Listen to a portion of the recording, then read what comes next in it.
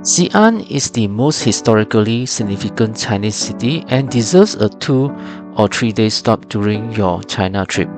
It is the capital city of 13 Chinese dynasties and is the start of the Silk Road. Explore the famous Terracotta Army, the city walls, ancient pagodas, and try unique halal food at Xi'an Muslim quarters. Do check out the essential apps and transportation guide in the last section of my Beijing video as well. For the first day, make an early start to visit the Terracotta Army. This is no doubt the highlight of any Xi'an trip. Only discovered in 1974, the Terracotta Army was buried for 2000 years to serve Emperor Qin Shi Huang in afterlife. The museum has 3 pits, with pit 1 being the largest and most impressive, where about 2000 terracotta warriors are displayed even when not fully excavated. You can expect heavy crowds regardless of what time you visit and might have to jostle for good views. The best place to take photos are either the left or right corner after you enter the pit area.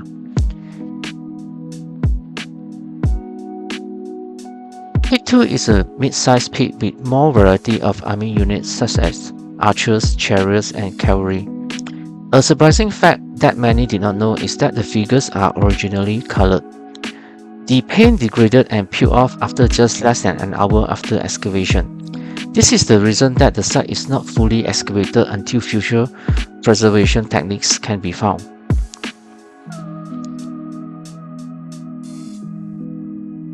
Pit 3 is the smallest with only a few dozen figures and is the command post. Lastly, there is an exhibition building that displays selected variety of figures. This is the place where you can really observe the details on each figure up close and see the mind-blowing variety and uniqueness of each figure. To get here, take Metro Line 1 to Fangzhicheng Station, transfer to Metro Line 9 and get off at Qinling West Station, exit D. Then take the shuttle bus 617 to the museum. It will drop you off at the car park and you still need to walk about 10 minutes to the ticketing office. You can then buy the tickets on the spot at the museum. Do try to arrive early to avoid the tour groups. You can expect to take about 1.5 hours each way as it is located 45 kilometers from Xi'an city center. After returning to Xi'an, make a visit to the 600 years old city landmark Bell Tower. Its location marks the geographical center of the ancient capital. At 36 meters tall, the wooden building was originally used to announce the time. Now it is a museum with cultural relics. The bell located at the corner of the building is a replica. The original has been moved to another museum for preservation. It is worth visiting the bell tower in the evening for the best external view. When lighted up, this is a very popular location for local tourists to dress up in Tang Dynasty costumes for photos. To get here, take the Metro Line 2 to Zhonglou Station, exit B. Then use the circular underpass beneath the roundabout to reach the tower entrance. The entrance is near exit 7 or 8 of the underpass. The 34 meters high drum tower is just 200 meters from the bell tower. It was built in 1380 and is older than the bell tower. The drum tower houses many large drums, instruments, and antique furniture. Climbing to the upper floor of the tower offers a good view of the surrounding area. There are also 15-minute short musical performances several times a day featuring drums and other traditional instruments. It is worth sticking around to watch one of the sessions. Similar to Bell Tower, the Drum Tower is also lighted up in the evening. The surrounding area are filled with restaurants, snacks, and souvenir shops and are very crowded in the evening. Do note that both towers are closed by 6 p.m. between November and March, while opens until 10 p.m. between April and October.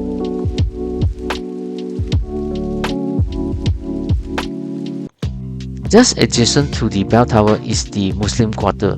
It is here you can sample all the local halal food. Before doing that, first make a visit to the Great Mosque of Xi'an in the area. It is less than 10 minutes walk from Drum Tower. The Great Mosque is one of the oldest, largest and best preserved Islamic mosques in China. It was built in 742 during the Tang Dynasty, with Islam being introduced into northwest China by Arab merchants during the mid-7th century, when some of them settled down in China and married local women. The mosque area is of long rectangular shape, about 13,000 square meters, with 4 courtyards, one after another. The mosque buildings are a mix of Chinese and Islamic influences. Located at the final courtyard is the prayer hall that can accommodate 1,000 people but is only open for Muslims. The map shows the location of the mosque. The street highlighted in green is the most popular and touristy in Muslim Quarter. However, the surrounding streets are also worth exploring. The main draw in the area is the numerous local specialty halal food restaurants and snack stores. You can see these two words in green when it is halal food. Some of the food to try are biang biang noodles, super white and thick noodles that are eaten in a savory sauce.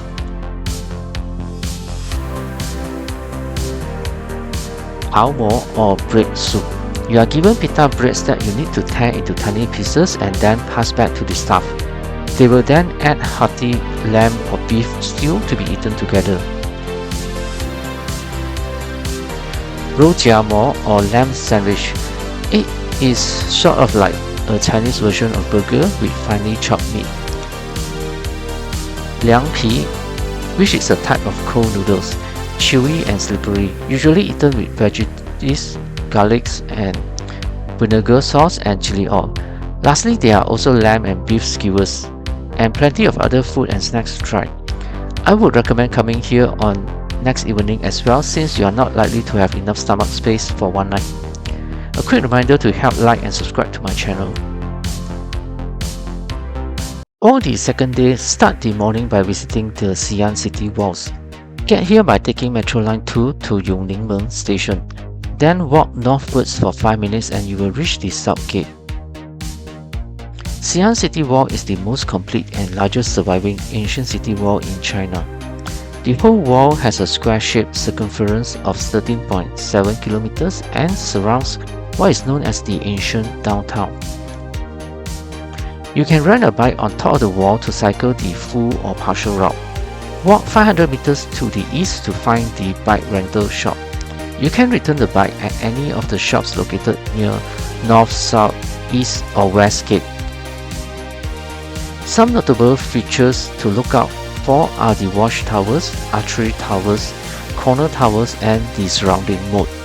Since there are very little shade on top of the wall, it is best to start here early before the sun gets too strong.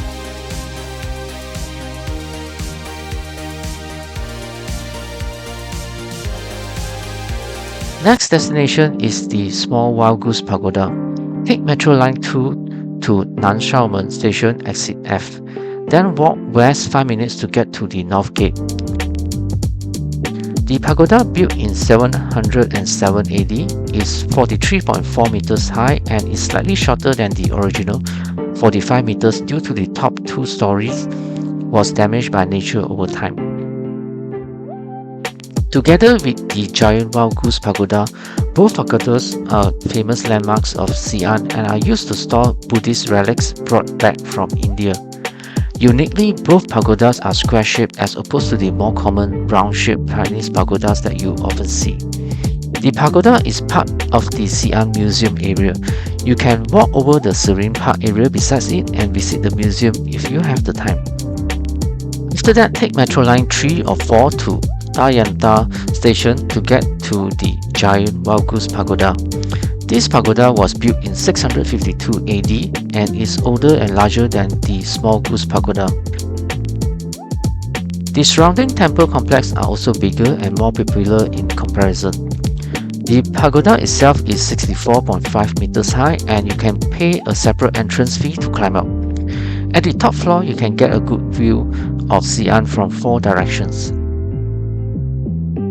Similar to small Goose Pagoda, Big Goose Pagoda is used to keep Buddhist relics from India, and the monk that brought back these relics are Xuanzang.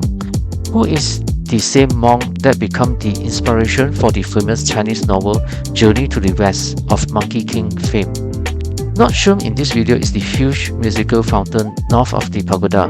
You can catch afternoon and night music and light shows.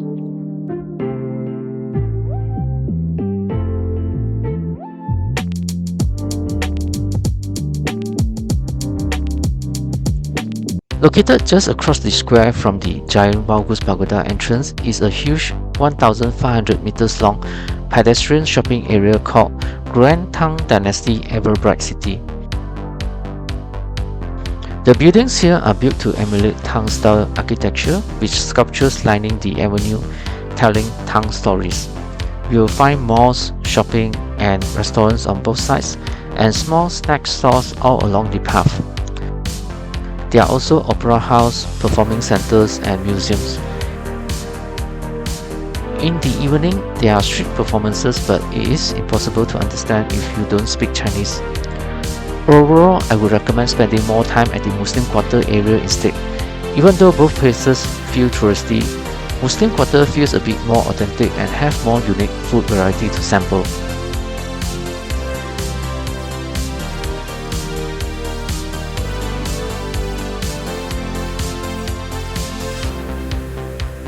If you have a third day in Xi'an, I would suggest visiting Mount Huashan, 120 kilometers from Xi'an.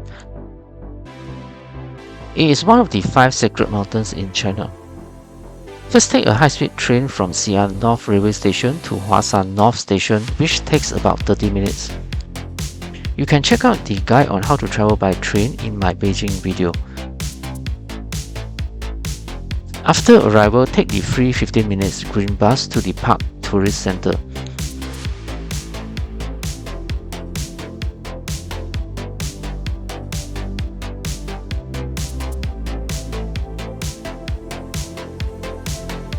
At the tourist center, you need to buy the park entrance ticket and the bus ride to West Cable Car Station.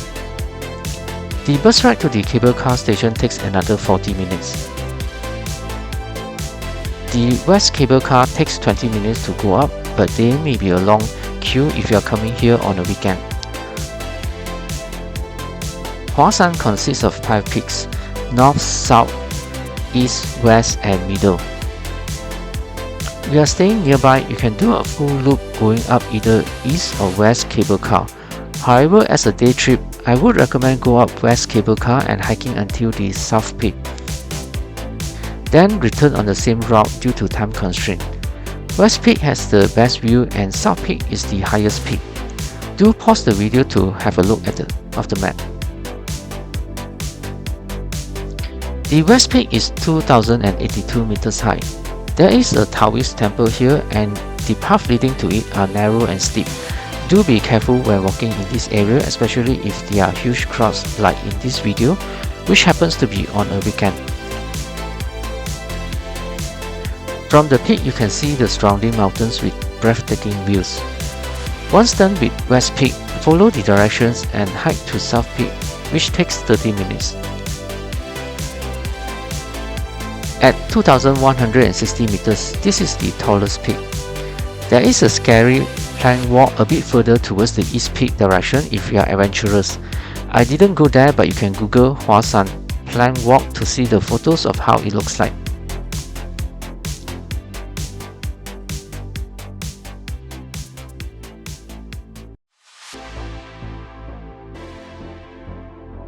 Otherwise, it's time to head back down the same way.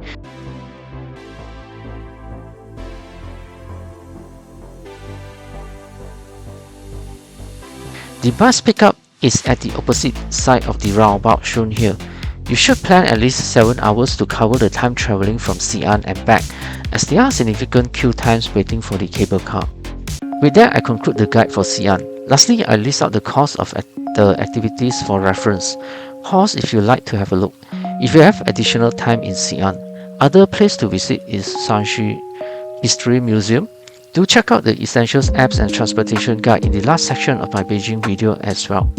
Thanks for watching and please help to like and subscribe to my channel.